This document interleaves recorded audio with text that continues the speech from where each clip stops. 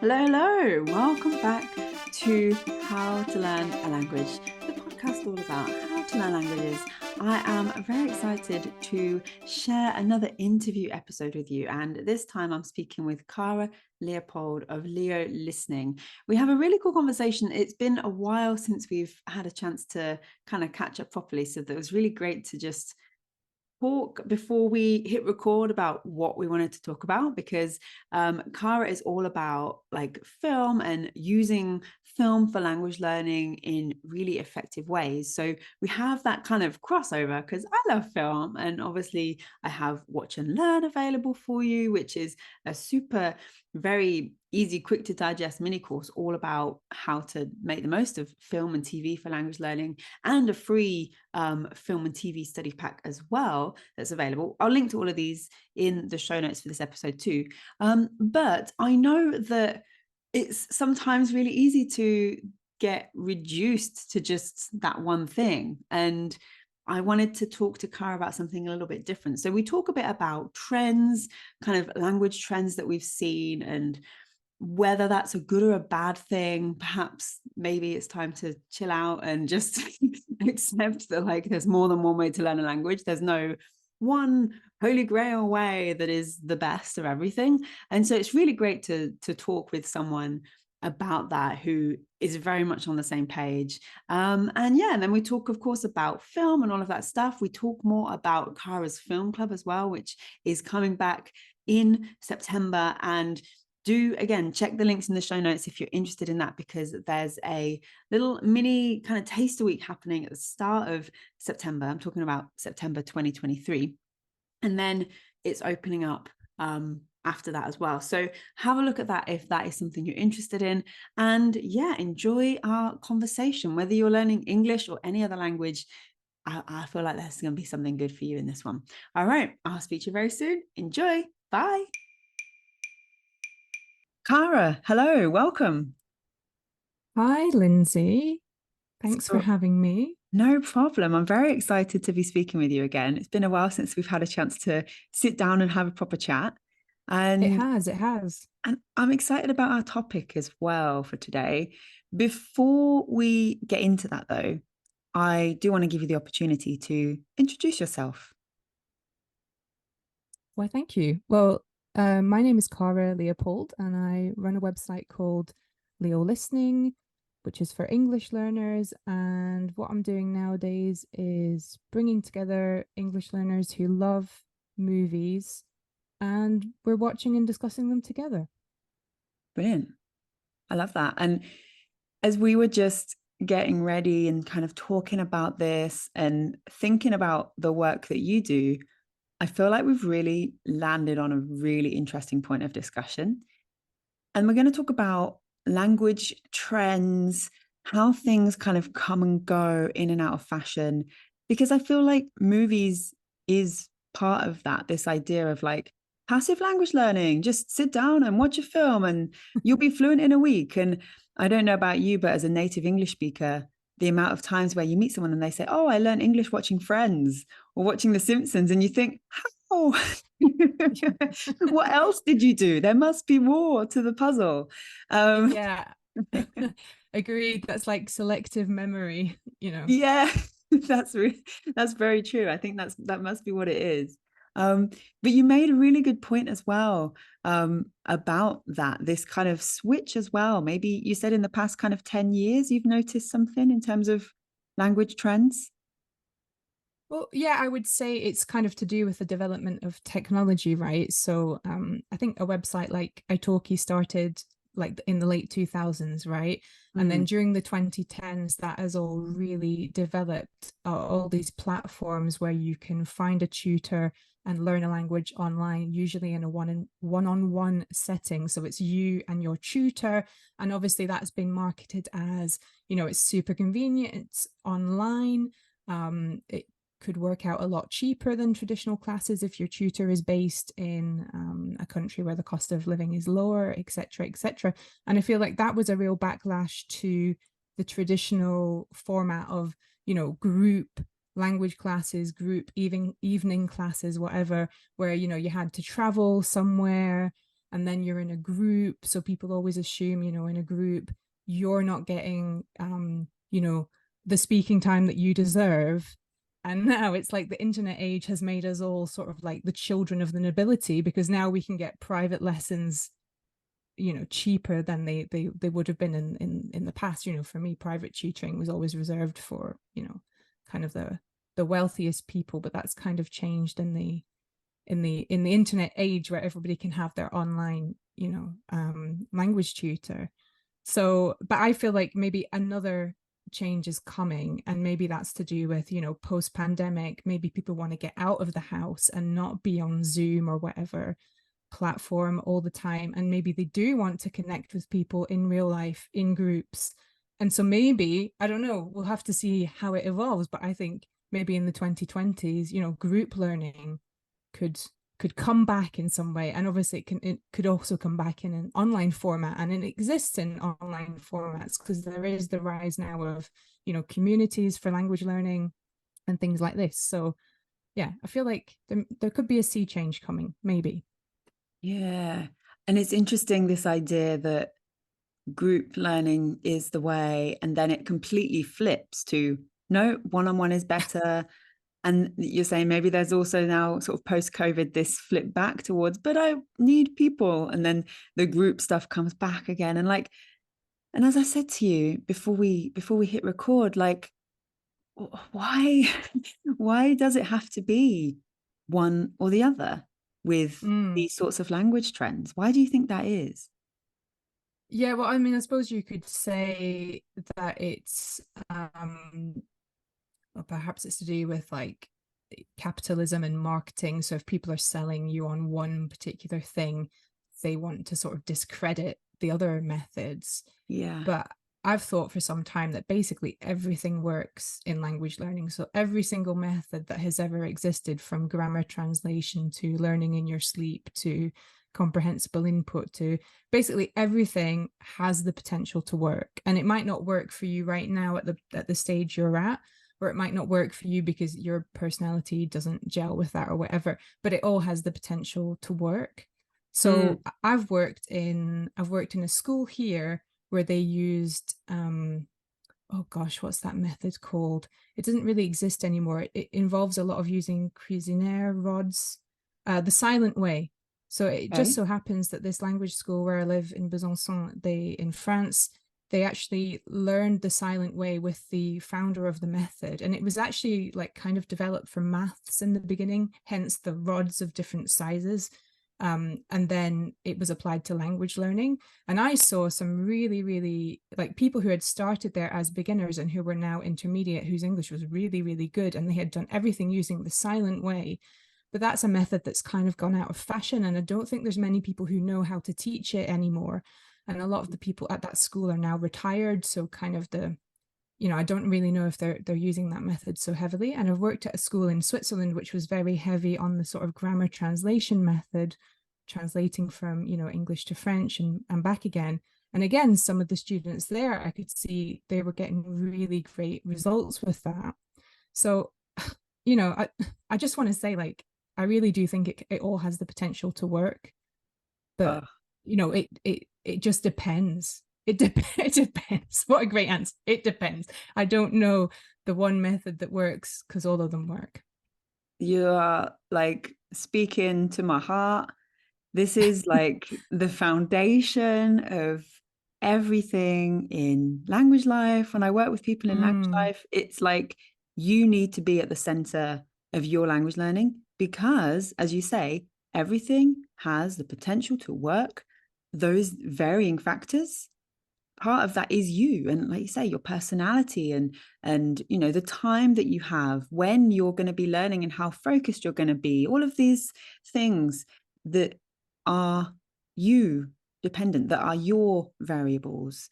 And I just this past weekend, as we're recording this, I went to visit Kirsten, who I'm sure you know, Cara. And we did a triathlon together, which was really cool because we've been wanting to do it since 2020, which obviously took a while to get there. But yeah, like I always say when I go to somewhere new, like I'd never been to her town before, I like to find like a secondhand bookshop and see if they've got any language books. It's like my souvenir. Like I don't want the magnet or the key ring. If there's like a language book that I don't, for a language that I don't have yet on my shelf, then that's really cool. And I'm like, and I remember I got this book in this place. And anyway, I picked up one, Learn Hebrew in 7 days. And I thought, I've got nothing for Hebrew. This is like £1.50.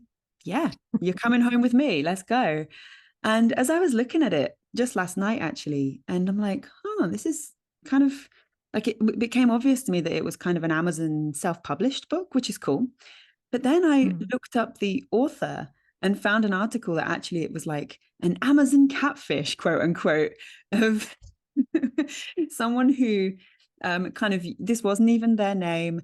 They used like a fake sort of pseudonym to get people to ghost write these books, essentially.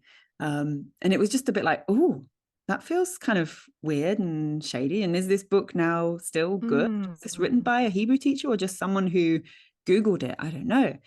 But still, even with that resource being sort of as on the fence as it is, there's still something that I can learn from that. And I think that that is also always then dependent on you. Like you say, everything works. Even the book from an Amazon catfish has potential to teach me some Hebrew still.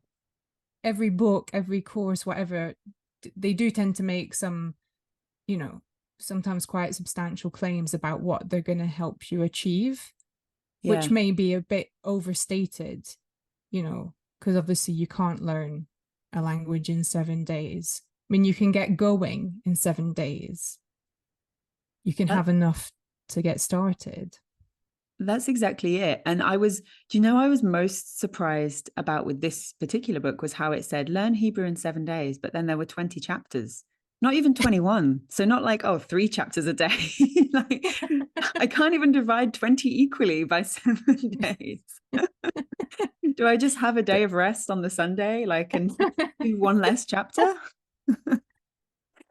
So but this is what I don't like, actually, is this idea that language learning can be weighed and measured in this way, because there's a lot of sort of books and courses and programs claiming, X thing in X days, or have an X number of minute conversation after X days. And I don't really think, language, I think I can understand wanting to put it into containers and weigh it and measure it, but I don't actually think you can. And ultimately, I think the way to measure your progress is often how you feel, and how you feel might not match up with what score you get on a test. But that doesn't really matter, because if you feel good about using the language, then I think that is the real measure of success, no matter how good or bad you are objectively, in air quotes. More than anything, I cannot agree with you more. Just the sheer fact that learning a language does not end, never mind if it's in 7 days, like it just doesn't end. I'm still learning new words in English all the time, and that's my native language. So there's always going to be something new to learn. You're never going to be like fluent in the sense that we think of fluency. How do you think fluent exists? That word fluent and fluency, how does that exist, do you think, in the world of kind of language trends? Is that goal a trend that has like appeared in more recent years? Has that always been the goal back when people were doing things like grammar translation? What do you think about that word and its relation to language trends? It's really interesting. I don't know if you've watched the evolution of sort of the English teaching market over the last few years. Maybe not so much, because you're not quite so much directly involved these days. But when I started, it was very popular to call your online teaching business English with. So I started in 2016. So that's when English with Lucy started, which is obviously grown to become one of the biggest education channels. So it was very trendy to call your business English with. It was trendy to talk about fluency, sort of in vague terms, like you're going to get fluent or whatever. I've noticed some shit. Oh yeah, and now, yeah, and people, then it was okay to say stuff like speak like a native, and now if you say that, you get cancelled.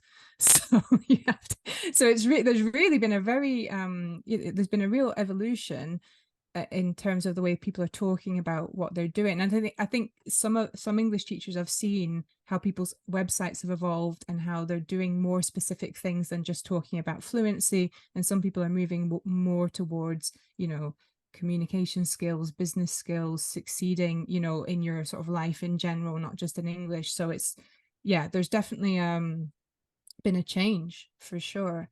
That's a really good question. Like historically, who is that what people were aiming for in the past? I don't think so. I imagine when grammar translation was more prevalent, it was, it was having, knowledge of the literature of a foreign language and being able to read its literature and poetry and translate, the goals were different. I think that's really interesting because again, you measure your success by the goals that are deemed, these are the right ones and the other stuff doesn't matter. So it's funny how that can also evolve over time. Yeah. Oh, that's good to hear that you've noticed, particularly with English, there's this kind of shift and evolution, and really thinking about the language that people are using in terms of what they say their things will achieve, essentially. I think that's really important. I especially like be like, we're in the field of language, so I very much overthink language a lot, and I'm really conscious of like, is that the right word? And sometimes you do just have to settle. So I get it that like there was a phase when fluent was the right word, and that's what resonated and still is. In the same way, learn Hebrew in 7 days is what people think they want, because that's the thing is, I find with language learning, it's something that sits on a lot of people's 1-day lists, right? A lot of people's wish lists. And one day in my life, I would love to be fluent in Japanese, or I'd love to speak Spanish, etc., etc. And that's great. I love that there is this desire to want to learn languages and to know more about the world. But often it's the effort that then gets minimized and underestimated with something like learn Hebrew in 7 days, that then kind of makes people feel like they're not cut out for it when they finish learn Hebrew in 7 days and actually feel like they can't speak much Hebrew. Maybe they have a start, but they feel like they can't do as much as perhaps they felt they were promised, and therefore the fault is on them and not the resource. And that self-blame is so prevalent, and I just want to see less of that, more. So maybe less marketing and more realistic. But I think people need to have realistic goals, and I can see how that gets twisted with the way product names are sort of formulated, because everyone's going to buy the thing that says speak it in 7 days, but actually like there's a million sort of, there should really be a subtitle defining what speak looks like after 7 days. Little asterisks. And little asterisk, results may vary, like actually explaining what it looks like. I think one of the problems is you're always sort of comparing with your native language to a certain extent, even though you shouldn't. So obviously the thing that is like nowadays completely effortless and you can't remember learning it and everything is, easy. Obviously in comparison, a new language is going to look impossible, especially at the beginning. So these things don't really help, and I can understand how that leads to a high failure rate. But you have to know what you're getting into, and that's a long-term relationship with your language, not a fling, if you want to go far with it. Well, to move back to the topic of trends, what other trends have you noticed where things have kind of flip-flopped from one to the other? And maybe back again. I think we talked about sort of like passive methods, didn't we? And And yeah, it's funny because when you listen to polyglots talk about what they do, it doesn't sound very passive. It sounds like a lot of work. When you look at I read a bit about what Luca does, and it involves sort of like translating back and forth. I mean, Grammar that's translation. yeah, that's essentially Like, but it's like, wow, okay, people think this dude is amazing at languages. He obviously is. People think he pretends to be Italian when he's actually American. He's not, but like he has worked really hard. He's done things that a lot of people won't do. And I find that's the same for all the polyglots. Like the success stories are often quite boring because it's like, oh, these people, they just super nerd out on languages and they work really hard. And they yeah. weren't like doing passive listening 12 hours a day or something. And exactly, that's not the story people want to hear, right? People want to No. hear that there was like a trick, a method, Or trademark. they're a genius or something. Yeah, Or yeah, some yeah. sort of language savant, and they just, yeah, they didn't, they're miraculous, and like you'll never be like that. But in fact, the actual common denominator is work. So, yeah. With anything, no one wants work to be the answer. No. That's why diet culture is so prevalent, even still, right? Like, no one wants to work for good things. Yeah. No, I think that's true. And yeah, so again, that's like descript, but yeah, that's a promise. That's another marketing promise in a lot of areas. Like it will be easy and it will be fun. But yeah, I think it's better to have realistic expectations because yeah, those stories about, you mentioned sort of watching TV with friends, and I've talked about this before. Like it's so different when you're a teenager and you are able to like watch a ton of Friends in your bedroom, and then when you're an adult, you're probably not going to have time to do that. And even the people who say they learned through TV, like they went to school in the Yeah. majority of cases. Like they were in a country with an education system that obliged them to go to school, and they did learn something at school. As much as people moan about their English classes at school, like they did come away with something, otherwise they wouldn't have been able to understand Friends at all. Like they did have some basics. Like my partner said to me, oh yeah, I got really good at English because I was watching or listening to comedy podcasts. Like a lot of stand-up comedians now, they have very, very popular podcasts. And he said he learned English through that, but he was obviously like forgetting that he learned it like all the way through school and at university. Like I'm not saying he was particularly good at that time, but that obviously gave him the foundation that meant that he could then listen to these podcasts, which obviously was very hard at first. But again, he spent a lot of time doing it. So we come back to work. Back to work. You have How do movies and like things like podcasts, but in particular movies, thinking about the work that you do, how does that fit with the concept of work when it is something that we think, I don't have the time, like maybe when I was a teenager, to sit around and watch Friends in my bedroom. Now it's more intentional if I'm going to sit and watch something. Yeah. How do we then make that something that can be productive for language learning and not just, oh, it's been a long day, I'm just going to slug out, but the audio is in French and so I'm in French mode. Like, do you know what I mean? There's nothing wrong with that, by the way. I'd like to No, there's add. nothing wrong with that. So Yeah. that's what's kind of why I guess I created a movie club. And the way we approach it is that we spend a whole month on one movie.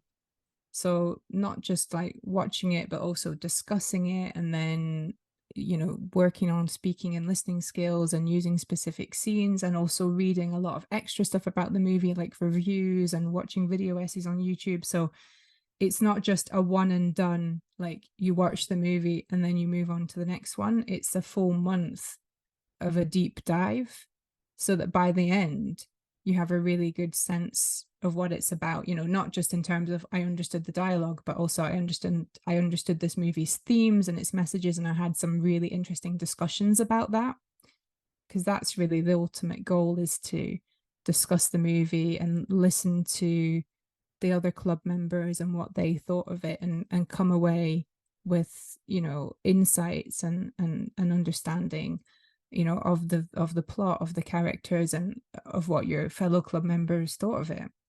So it's quite a deep approach, and it's not just one and done on your couch. Well, that's the first step, though. The first step is watching the movie, enjoying it, immersing yourself in it, and just following the story so you can start forming some opinions. No, we don't start off with like, you must understand the whole thing perfectly, because a lot of the understanding comes after, because then, you know, my students go off and they read a bunch of things about the movie, and they come back to me and they say things like, oh right, I understand the symbols in this movie better. I didn't really get it at first when I watched it, but now the extra stuff you sent us that explained really well like what it was about.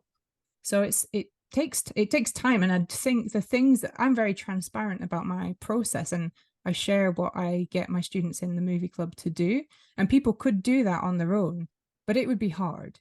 It would be hard to organize all that yourself, and that's why I have the club. And as we said at the beginning, you know, language trends, post-pandemic, a shift to wanting a bit more connection, even if it's online. You know, that idea of group lessons as well. There's advantages to that, you know. And one of them, as you said, being you don't have to then create and do all of this back end work yourself to take a movie further, because that's your role, Cara. Yeah, exactly. I supply all Yeah. that. And like one of my students who's been in the club for since it began, like she is a language teacher herself. She teaches Italian. She knows exactly how it works. She could figure all this out, but she likes me doing it for her. And she's like, I appreciate your expertise. You know, I want you to choose the lines of dialogue that we have to write out, because you know which ones we're going to find hard and which ones are going to be useful for us. So she's happy to like outsource that to me. And I talk, because she's busy herself teaching Italian. She doesn't need to worry also about teaching herself English. So yeah, it's nice to get that support from others in the club. And we also have a twist on the one-on-one lesson, because now the club members are meeting up with each other without me. So they're doing these meetups together where they discuss the movie, and like I supply like questions and the system that matches them, and some of the logistics, but then they are discussing among themselves. And I think that's really important as well, is to get out of the one-on-one bubble of always like needing to talk to a teacher, and going and talking to other learners. You don't have to have the teacher with you all the time. You can, and they have really fascinating discussions together, and that's brilliant, and that gives them more speaking time, and they don't need me to be there, and that frees up time for me to do other things. I love that initiative. That is that the right word? Yeah, they've taken the initiative. Yeah, that's the word. I have a couple of questions. Firstly, what language/languages are the films in? They're all in English. I'm trying to think if any of have some of them had occasional bits of other languages. Like we watched The Mule with Clint Eastwood. It's about an old man who becomes a drug runner for a Mexican cartel. So some bits of the movie are in Spanish. That's probably the only example I can think of. So they're all sort of in English, usually sort of Hollywood movies, but we do try to have a variety of accents so that people are getting exposure to different types of English. Nice. And so does that mean it's just for English learners?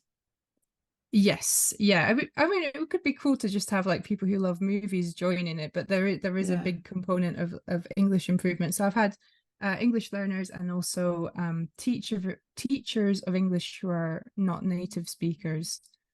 I hate framing it like that, but sort of teachers who obviously are always improving their English as well for their job, and then who are interested in different ways of teaching. So so everybody's got a fairly high level of English to be able to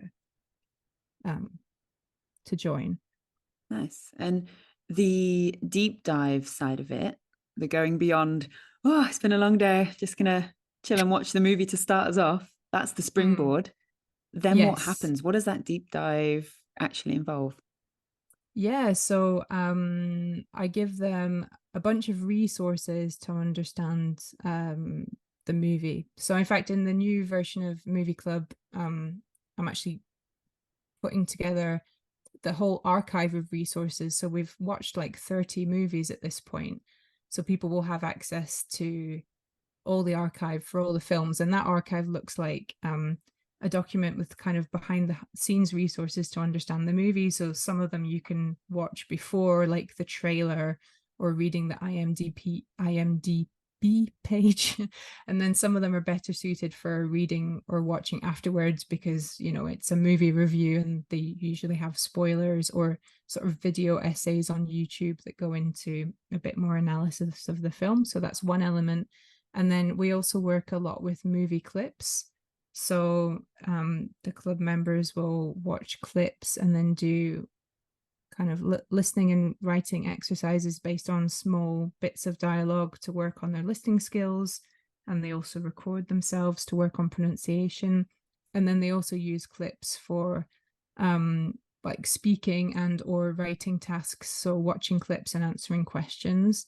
So we don't do a deep dive into like every single second of the movie, but by the time you've sort of done the listening and speaking tasks and pronunciation tasks for those clips, plus you've like chosen some resources that you want to dive deeper into, and you've had the discussion on our forum, and you've met with other people who've watched the movie to discuss it, like you're pretty, like you understand it pretty well.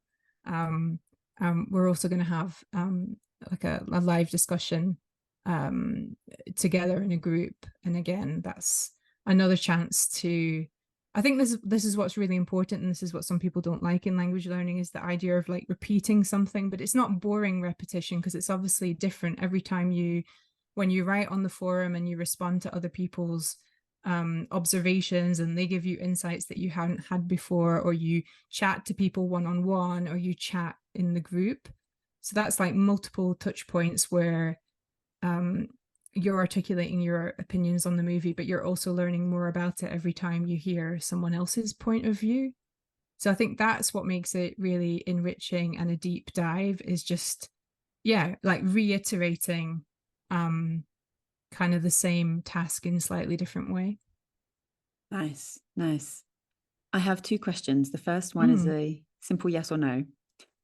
Can movies be a resource that improves every area of your language learning? Honestly, I think so. If you do it, if you do it kind of the way I do it, because I mean, something else we could do that I haven't really done is also write movie reviews. But then I would say the club members practice writing a lot because a lot of the sharing of opinions and answering questions about the movie is in written format. So actually, yeah, they get to do a bit of everything: listening, reading, writing, speaking. So I think it has the potential to, but it requires a lot of organization and effort Yeah, to yeah. do that. That's what I talk about a lot in Watch and Learn as well, is like sort of expanding the ways Mm, that you think about film as well. So if someone is listening now and they're like, oh, this sounds amazing, but I'm learning Korean, for yeah. example, what would be your advice? Um, it could potentially be to create their own movie club. So Mm, find. I mean, that's advice that I give. I think everybody should be watching movies with at least one other person. So it could be as simple as that. It doesn't have to be a big group. It could just be you and someone else. So another learner, or you and a tutor, or whatever. And it could just be you two discussing the movie together.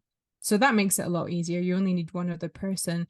Otherwise, there is I don't know if you're familiar with Lauren, who runs the Language TV Club. yeah, yeah. Yeah, she offers a lot of languages, so that could be something to look into. The only thing about that is, and the reason I don't work with TV series is I really like doing the deep dive over a month. And if you're kind of working with a series, I guess the expectation is to watch an episode like every week or every 2 weeks. And for me, that pace is just a bit too fast. But it's obviously more feasible with a TV show, especially if it's sort of, if the episodes are relatively short. Because a show is generally easier to follow than a movie. You're not just watching, it's not just a one-off, it's something that's building every week and you're familiar with the characters and the setting or whatever. So that could be something to look into. But yeah, otherwise the simplest step would be create your own. And I would really like for more teachers to offer more movie clubs, not just in other languages but even in English, because every club can have a slightly different focus or involve different films. Because for instance, like, we don't really watch recent movies, so now, like, all the films are basically like superhero movies or Oh, I hadn't noticed. franchises. You hadn't Had noticed not noticed. they've all got man in the title. And Apart from Barbie. apart from why does that movie even exist? Can someone explain what's going on? So they're franchises, or like, I guess that's kind of like that's like a sort of merchandising thing, isn't it? Like, normally you have the film and then they sell the toys, but now, like, the toys are creating the film. I did read that apparently it's the first of a few. I read something like Mattel has the sort of storyboarded like 32 different films, like Jesus. a Hot Wheels high chase adventure.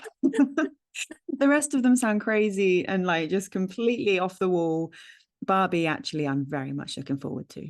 Oh, are you? I've seen there's some big actors in it. There's Margot Robbie. The trailer, chef's kiss. Oh, really? Okay, maybe Yeah. I should stop. I'm like a sort of angry old woman who's like, why are they do? And I haven't even looked at the trailer. I'm just like, the concept, I just don't even understand.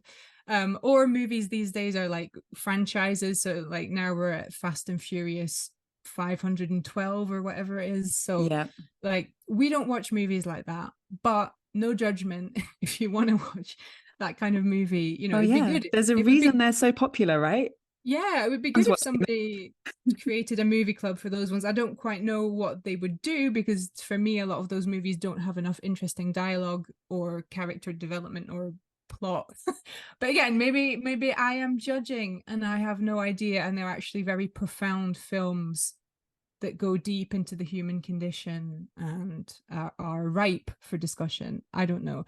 But anyway, I'm just making the point that it'd be cool if there were more movie clubs or book clubs or podcast clubs, but basically clubs built around content that you're not just kind of consuming on your own, but that you're then discussing with other people and going deep into, to the extent that, like, sometimes for example, we watched the movie Invictus, which is about it's kind of like a docu-fiction docudrama. It's about South Africa winning the 1995 World Cup. So it's post-apartheid. Nelson Mandela has been elected, and his idea is to reunite South Africa around certain symbols like the rainbow flag, the idea of the rainbow nation, and most significantly around the rugby team, which is challenging because the rugby team was all very much associated with, the apartheid, white South Africa, and the black population just doesn't hates this rugby team basically because of all it symbolizes. And he tries to give it a different symbolism and meaning, and it works in the end, because they do win the 1995 Rugby World Cup against all the odds. And that actually led to at least one person in the club, because the book doesn't really go into the sort of pre-apartheid era. It's very like forward looking, even if it does touch on it a little bit. So I suggested to my club members that they read Trevor Noah's memoir, Born a Crime. So good. Yeah, it's so wow. it's amazing. Yeah, but just because that really goes into, like, what it was actually like, and what it was like for someone like him who technically shouldn't have been born, given his two parents are just crazy story. And but obviously it gives you an idea of what it was like. So yeah, you can go so deep potentially with movies, but maybe not with Fast and Furious 67. or whatever? I think you can. I'm remaining an optimist. I'm excited to see the movie club, the Fast and Furious movie club specifically, because there are so many that it would And last a Vin, oh yeah, lifetime. that's true. I mean, that's where it's got potential. And Vin Diesel Yeah. is bloody hard to understand, so you need like 67 Oh, there we films to be go. able to understand his dialogue. To crack the So, Vin Diesel code. I feel like you've touched on this a little bit there, but you said something a little while back that I've written on my hand because I wanted to ask about. oh, And you said just in kind of in passing in what you were saying that we should all watch movies as part of our language learning. Why? well, I don't think you have to, but I do think they can give you an insight into the culture that yeah, it's kind of like particularly immersive, you know, because you know, as much as you can learn about cultures from, say, podcasts or books or anything else, you know, when you're watching a movie, you actually get to see how people interact and how they move, how they stand. You know, are they close to each other? Are they further away? Like you get that. It's almost like 3D immersion. I know it's like flat and you're not actually in the movie with them, but yeah, I think it's a special gateway into, you know, into the world, even if it is, yes, it's a fantasy world. In a lot of cases it's not exactly real life, but still it is informed by real life. But yeah, there's a fantastic quote by Martin Scorsese that I'm probably going to misquote. And he says something like, now more than ever, we need to talk to each other, listen to each other, understand each other, and movies are the best way of doing this. Mm. So, you know, there's also that. There's, you know, developing empathy through watching movies and, you know, watching characters do things where you're like, you know, why did she do that? That was stupid. But actually, you know, when we sit down and we really analyze, you know, what's going on, we can have compassion for people and the choices they make, and you know what happens in a story, and how characters evolve. And I think it helps us grow as people. Such a So wonderful answer. Thank yeah, you. there you go. So that's why. I mean, you can get that from books as well, for sure. Many movies are based on books, but I don't know, movies just have that extra dimension because you've got that visual and sound, and yeah, that real kind of, yeah, I'm still going to keep saying 3D even though it's like it's flat on a flat I screen. don't know. I think Fast and Furious 67 was in 3D. I was going to say, now you can go and see a 3D film. I don't, because I know that I would like vomit after like 2 minutes, because So you've never seen that's a 4D film? I think I there's went 4D, once. there's a 4D film. Are we in Interstellar? Like, what is it? 4D? God, I would. The seat has a little like bit of a rumble in it and moves about a bit. Oh Like dear God, if a I would. character's riding a horse, you're riding the horse too. And Good there's maybe Lord. like little air jets that kind of puff out if they go into a cave, then like Oh no, yeah. that's far too much It's quite intense. stimulation for, and Yeah. you've done that. How much do the tickets cost? Like 100 I quid. think I saw maybe like The Hobbit or one of the Hobbit films that way. And then I've seen a few like in theme parks where they're like, you know, a little 10-minute film that's Okay, that in that could I be think they're okay. like 5D because they maybe have like smells and water as well. I don't know. I'm curious what counts as the dimension. Like Yeah, I was going to say, I don't know what if like scientifically that's actually no, what that is. no. I don't think so. Okay, wow, there's a whole world. Yeah, I we went to the cinema the other day, like actual bums on seat cinema, and yeah, just I just go to normal screenings. I don't go very much these days, but when I Mm, do, it's just like normal 2D. You know, the seats are classic. comfy. There's nobody's blowing air up my bottom, which is where or wherever, you know. Yeah, it's old fashioned cinema. Can I ask what you saw? We saw the new Wes Anderson movie, Oh, which is called Asteroid City. I was like trying to think, it's called like Crater, Space, Constant. thinking all these words like word connected association. to it. Word association, yeah. It's Asteroid City, because we're big fans of Wes Anderson. I actually think the last time we went to the cinema was probably to see whatever the new Wes Anderson movie was. So that's an idea of how often I go to the cinema. So he needs to keep making movies to keep me like going out of the house and going to the cinema. Nice. That's cool. And what are some language trends, to come back to our first bit of the discussion? What are some language trends that you've noticed, first of all, with movies in particular? And follow-up question, what are some language trends that you predict with movies?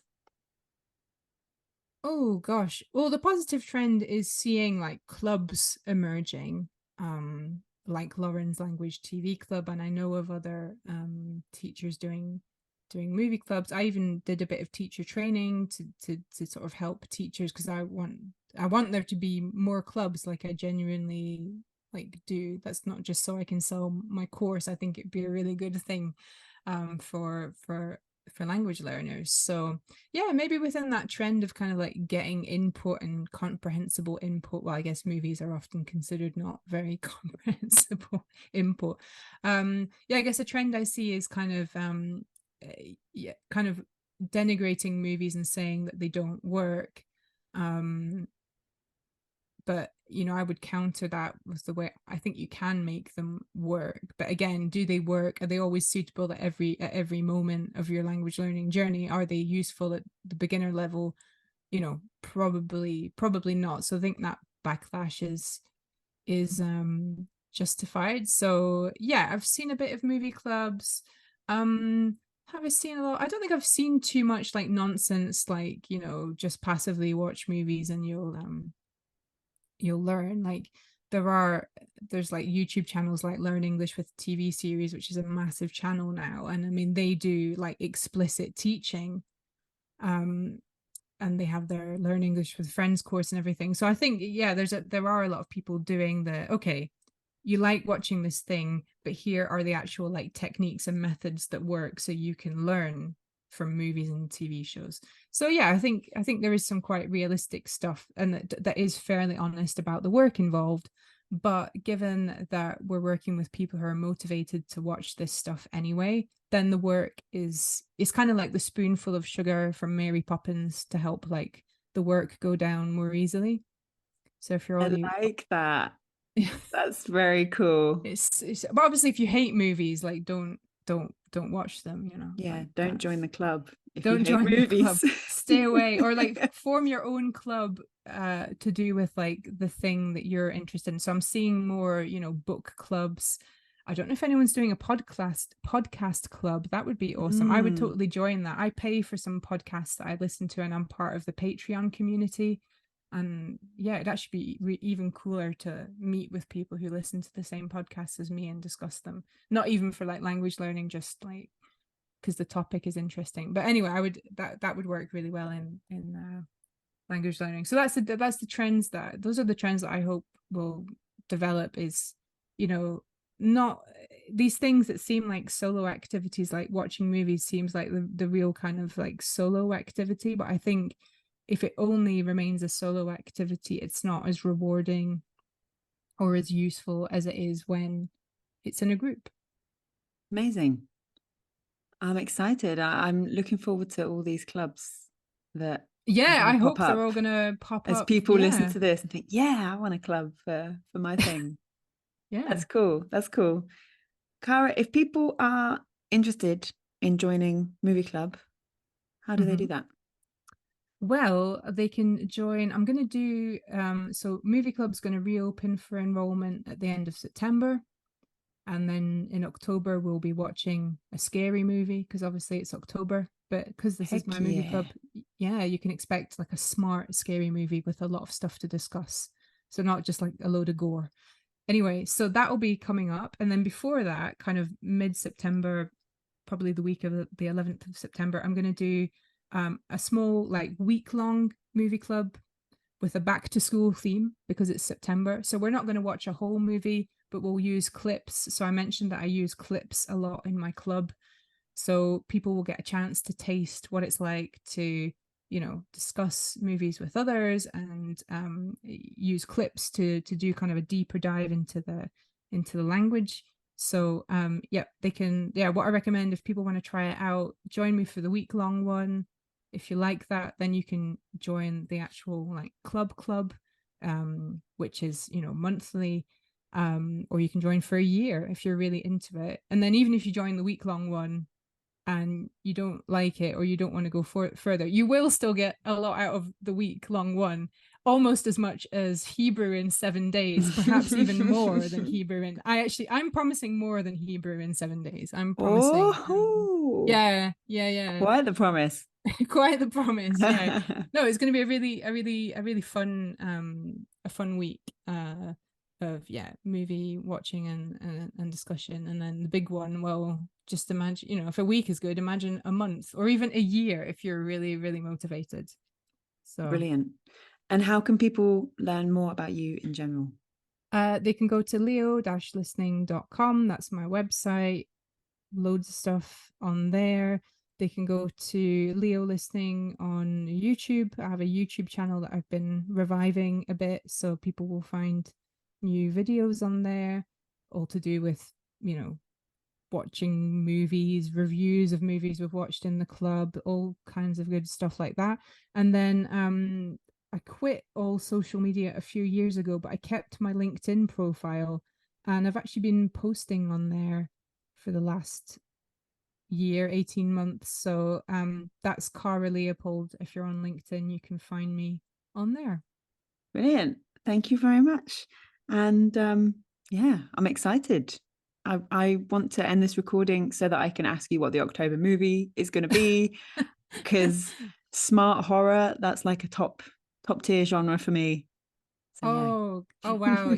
Yeah, I think I'm probably, because usually like we choose the movies together and we have a theme, but kind of the way I'm doing it now, that's going to be tricky to organize that. So I was gonna get everyone to watch Get Out, the Jordan Peele oh, horror. Yeah, because I thought it was amazing. Like so we've good. all yeah, we've also watched The Thing by John Carpenter. Yeah. I really like all of John Carpenter's horror movies. So um yeah, can't really watch it again. Well, I suppose we could, but actually it will be in the club. It will be in It'll the be sort in of the like, archives. it'll be in the archives. Yes, you Yeah. understood that part. Yeah, it's going to be like its own little course. So even if we're not watching and discussing it together, people can go in and they can, read about it and do the activities, and obviously go off and watch it themselves. And Yeah. yeah, still discuss it on the forum if they want to. Like I'll have a thread for each movie. I don't expect a huge amount of discussion if it's not that month's movie, but at least they can still like chime in about it if they enjoyed it. It's So like that archive is like an educational blockbuster video shop. yeah, it is. It's like an old video shop. Yeah, Yeah. I should try and talk about it that way. Yeah. Yeah. I mean, the only thing that there isn't is the actual movie, because obviously I'm not a Yeah. streaming platform, but yeah, we always manage to find the movie somehow. So Brilliant. yeah. Cara, thank you so much for your time and for talking about all of these really interesting topics with me today. And Thank I'm you, sure I'll Lindsay. speak to you very soon.